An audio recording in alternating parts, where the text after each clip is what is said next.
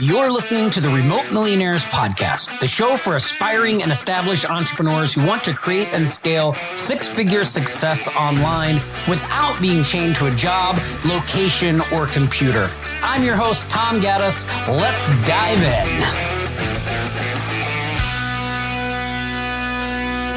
in. Akin and Tara, aloha, and welcome to the Remote Millionaires podcast. How's it going? Thank you. It's going well. It's going well. It's going good. Thank you. Awesome. Excited to have you here. No, I really appreciate you being on here. So for those of you listening to the podcast right now, Akin and Tara, look, I knew I was going to do it because we were talking about it before the show, right? They run an agency together. And so they've been in the ARM program for a little while. And I wanted to get them on because you've been sharing some wins in your Slack channel and stuff like that I thought were really great.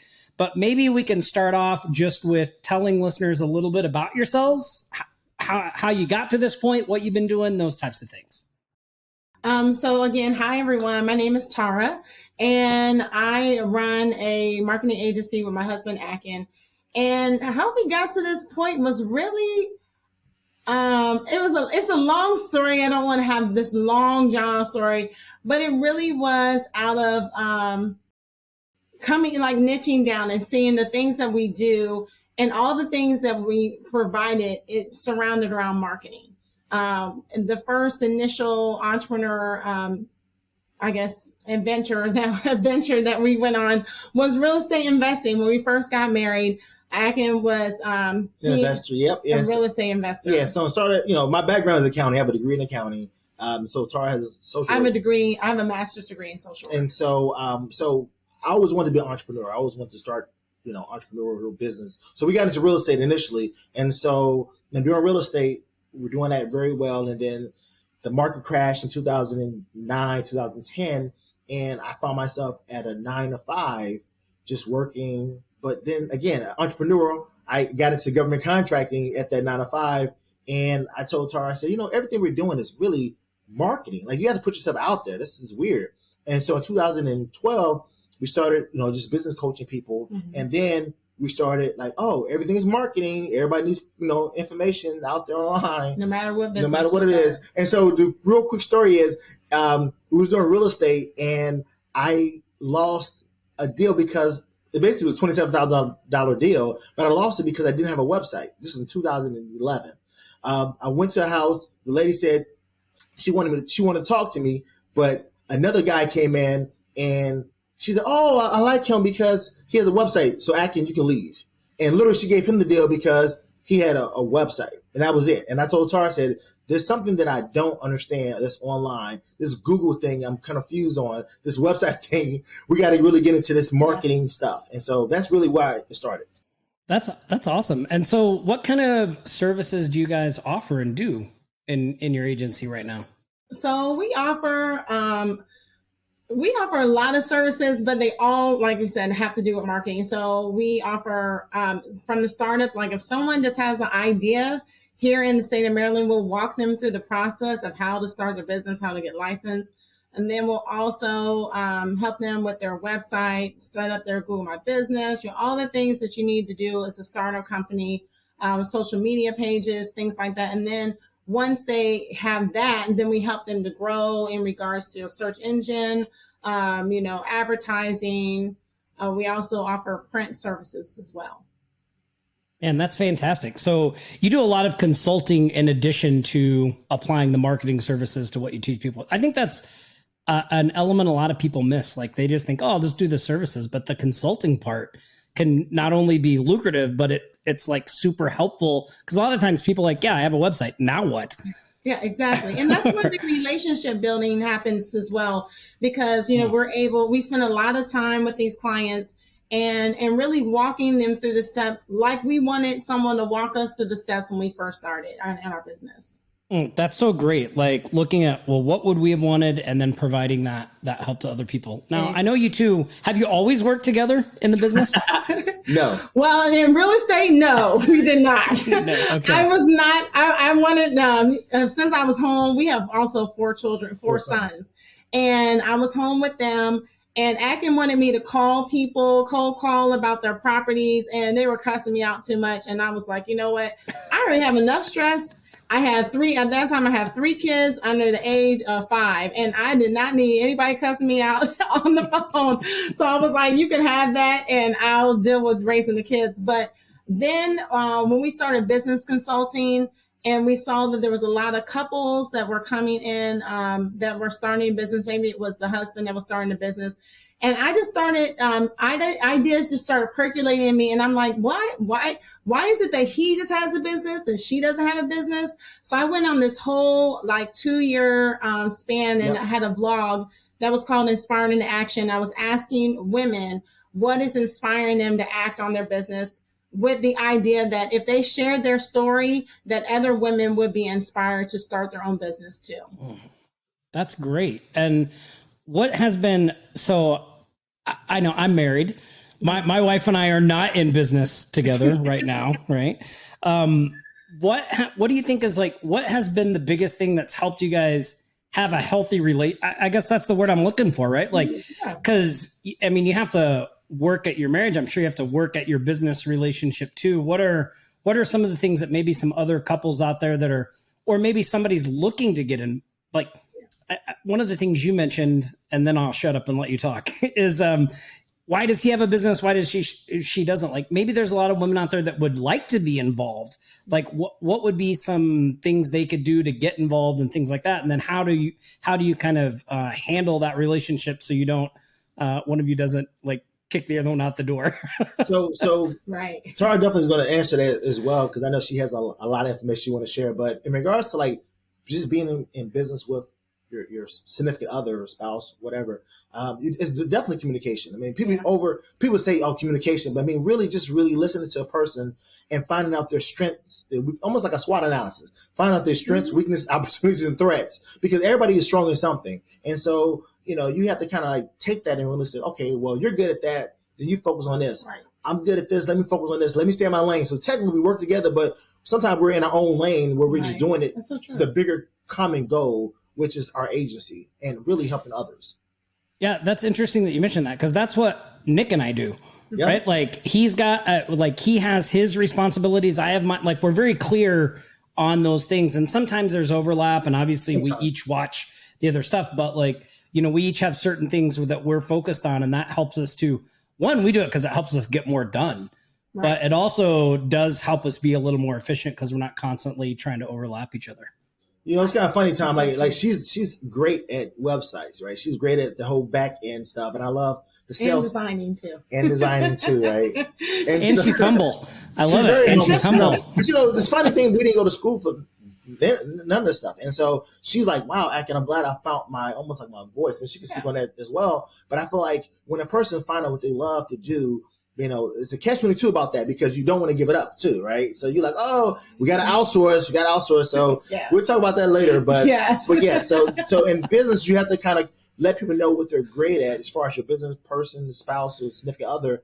But you also have to say, hey, you know what? It's time for you to graduate. Like you've won in this area, but you have to graduate now and give someone else the responsibility. So and it is very hard to do that. I'm saying he's getting ahead of himself. No, it is very hard to do that, and we'll touch on that in a minute. I did want to come back to one thing though, Tara, and that is the question about what advice would you give to women out there that are maybe looking to be a little more involved, or to, I don't know, maybe. I don't know. I don't want to say support. I don't want to say supportive, because that sounds like so like but you know what I mean? Like but anyway, I'll just let you talk. How about that? I know what you mean. No, I know what you mean. I think the one thing that has been helpful to me, yes, communication has been key, but I think also really letting him know where I want to work in. I remember earlier on in our business, but early on in our marriage, it was like, I didn't know what my role was. I didn't know. I mean, I know I was a wife, but what does that really mean? Does that mean I cook all the time? I clean all the time? I do laundry all the time? It's like, if I'm doing all that, what are you doing? So I really, I had a big issue with that, because I felt like in the beginning of our marriage, I was trying to be superwoman and saving no one. And I went to prayer. I'm a believer in Christ. So I prayed and I asked the Lord to show me what I need to do. And I heard to say, write a business plan. Now, I've never written a business plan. I mean, you heard me say my master's in social work. I help people. I wasn't really helping people in business at that time. I was helping, people to secure their families back to normal. So, but I wrote a business plan and I wrote out like what duties I wanted to do or what I wanted to do and what he should be doing. And I think that's really worked in our business. Like he said, both of us are traveling on there are two lanes, but we make pit stops in the middle always and talk and communicate about what each other is doing. There are some times where I'm telling him some things that he doesn't really care to listen to, but it's good. And there's some times when he's telling me like some things that I don't want to listen to either, but I have to take it from the perspective that he wants me to be better. And same thing, vice versa, instead of taking it as criticism that I'm not doing something well. So I would just tell women to really share on your with your husband or your significant other on the roles that you want to play in the business. What is it that you like doing? And here's how I can help out so this business can be successful. Yeah, I think that's great advice. And that also applies to people that aren't in a relationship and become business partners because, that one, the communication is key, but also being clear on what the roles are and what you want to do and all that stuff. Very, very important too. Nick and I we do general check-ins. How do you feel things are going? And we do them in a way where it's like, there's no, sometimes it's hard to not feel like you're being criticized, but we do our best to get around that. So, but we definitely have a cutoff. I think, definitely what I've done, is I stopped working on weekends. I don't answer emails, calls, even if it's sometimes my friends who I know may have a business call, it's a business friend, this area is great. I don't pick up the phone. I found myself being very overworked and just always focusing on the business. So I had to stop and say weekends are for my family, weekends are for my kids. Let me just, Friday night, 5-6 o'clock is cut off. It's cut off for me. Yep.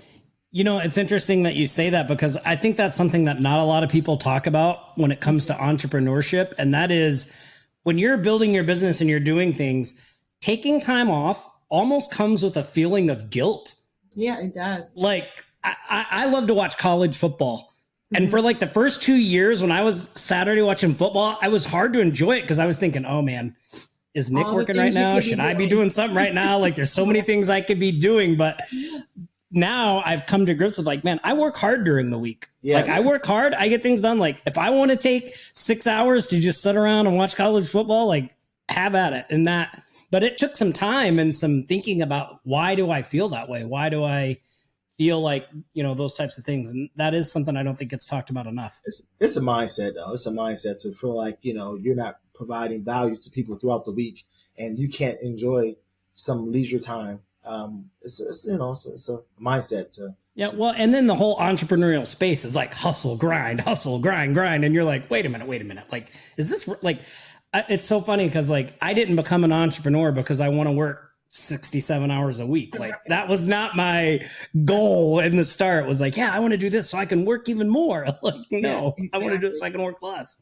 Exactly. So I have go ahead. Did you have something to say? Well, I was going to say that I believe that both of us came to that realization. Last year, my mother passed away and it was very sudden. And we just took some time to refocus, reanalyze what we were doing. And that's when the decision really came from her passing away and really seeing life for real. I mean, we knew that, death is inevitable, but when it happens so close to home, it sort of causes you to do some reevaluation on how you're doing things in your business. Yeah. And it really puts things in perspectives, right? You realize yes, money is important. Yes, it enables you to do things, but there's also other things that are very important as well that you don't want to miss out on at the expense of that.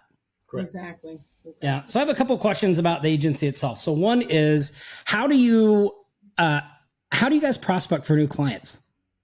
That's a good question. So one of the things we do is we use a couple of softwares. Rep Kahuna is a software we use. People don't know what that is. Definitely it's an awesome software where basically kind of reach out to online and pulls and scrapes and all that great stuff. We also do a lot of referrals. We get a lot of referrals. we've been doing this since 2014, and we have a lot of referrals. Initially, that's how we got a lot of our business. It was just referral marketing. But then that became almost like hope marketing, because you're like waiting for people to contact you is not the best. We learned that through the Remote Millionaires program. Like, that's not the best way of doing it. And so now we're doing a lot of Facebook advertising. We're doing a lot of just paid advertising now. That's great. Yeah. I believe you have to do a variety of things. Trying to put, all your eggs in one, like you want to have multiple things going on. Another thing I wanted to ask you about the agency itself is, a lot of times people, they get in a program like Remote Millionaires and they're like, oh my gosh, there's a lot to do. All right. Like, it's a little overwhelming. There's so much to do. What do I start with? Where do I go? And it's, that is I've been in that situation, right? With starting my business. And, the thing is, like, all of it is important, right? You have to do all of it, but you just have to kind of chunk away with it. So how do the two of you deal with that kind of feeling of like, because I think all entrepreneurs have this. You feel like you're not moving fast enough. You're not doing enough. You should be further along. There's so much stuff I don't know. Like, how do you guys tackle that and learning new skills and continuing to move forward? I think we do more on an individual basis. I know that when we first enrolled, Akin actually got COVID and was in the hospital for like 2 weeks. And so there was no moving forward. Everyone in the house, we all got COVID for Christmas. And so it was just like one of those things where we took a pause, but then it turned into, first we had to get our minds together. Like, we did invest in this prior to, but we need to get our minds together. Like, we're really going to jump in and do the work. This is not something that's going to happen by osmosis. You pay it and it comes. No, that's not what's going to happen. You need to get in and do the work. And then you really have to see what do I need to start first? It's like eating an elephant. How can you eat an elephant one bite at a time? You go on something that, we tried first was outsourcing hiring, at first it started from personal referrals. Yes. Like, we reached out to our friends and family and said, hey, do you know anybody that's looking for this? And that didn't go too well. So it didn't go too well at all. We had people that didn't want to do the work. So we switched gears and started doing some other things. And so just one bite at a time. And then there's some things where he will work on and then I will work on separately. And we check on each other daily in terms of, like, in the morning, we say, okay, what are you working on? So I would say, okay, I have 3 hours to work on learning this new skill. Right. I'm going to be focused on, some PPC campaigns. I'm going to be going on this platform to try to recruit some people. So we really itemize everything and just try to be intentional about being intentional. And also intentional about doing revenue producing activities. You want to say a word? Yes. My favorite words right there. Revenue producing activities. That was so key because we've seen this before. Yes. We've seen where we weren't doing revenue producing activities, and it really hurt us financially because we're doing this full time. This is what we do. And so we're like, oh wow. And then when you get that big win, 10 grand, win for one client, you just stopped almost. You like stopped doing the momentum stopped. Yes. Sometimes we were seeing that in our behaviors. So now with us checking in, it's like, Akin, I did this revenue. Look what I did. I got like 10 calls, 10 people. We got someone that scheduled some appointments with us. Yes. So it's more exciting when you identify different activities as revenue producing activities instead of just things that you're just doing to fulfillment and things like that. Or being busy. Yeah. Busy work. It's so easy to get wrapped up in busy work, for sure.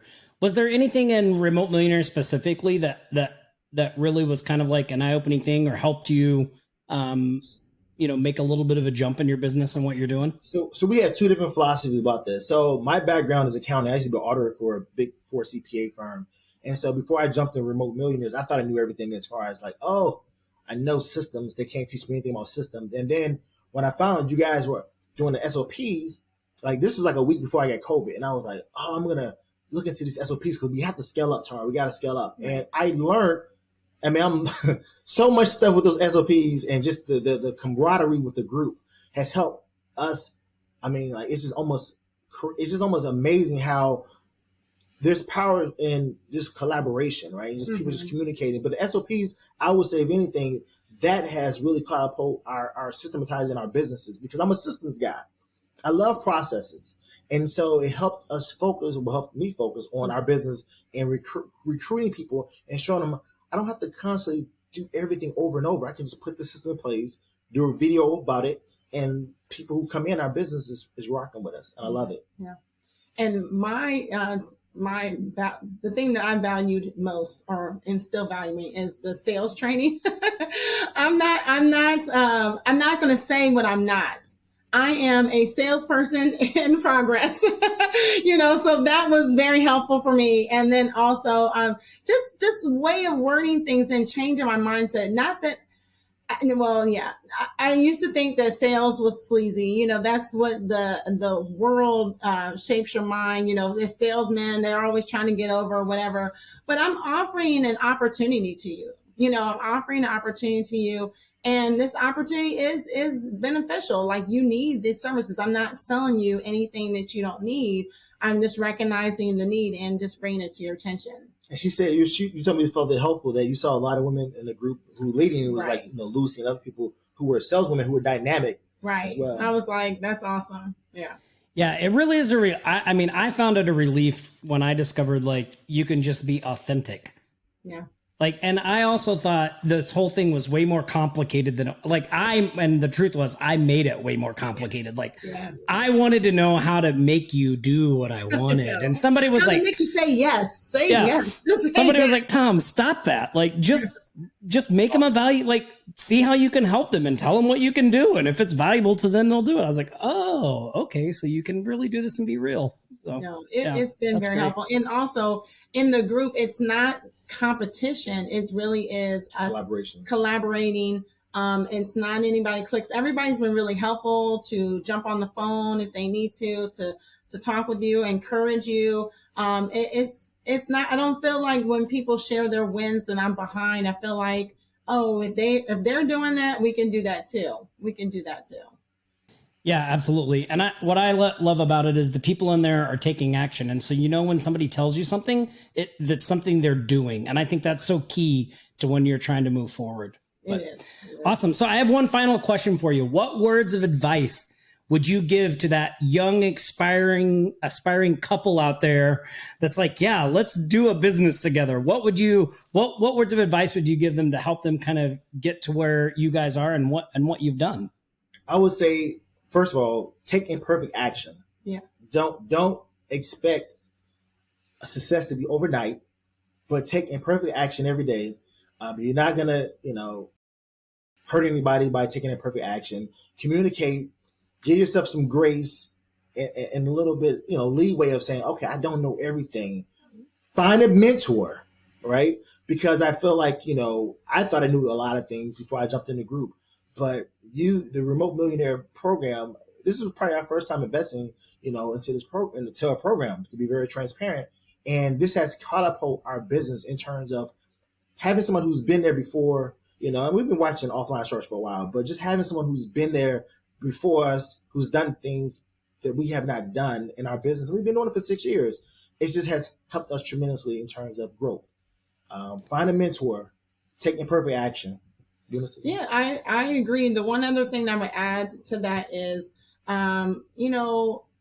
have a, if you need to, make sure you have the mindset. Like, if you need to shift your mindset, then make sure you're open to that, because my mindset has been shifted in this program. I never thought I knew it all, but I thought Akin knew it all. So I was like, as long as he knows it all, we're good. But that's hilarious. But the thing is there's nothing wrong with me knowing it all too, and collaborating with the group and knowing more, and just opening my eyes and opening my mind to new things that I wasn't aware of, and also to release some things that I've been so used to doing and maybe didn't want to outsource on, but it's for the best. It's for the better.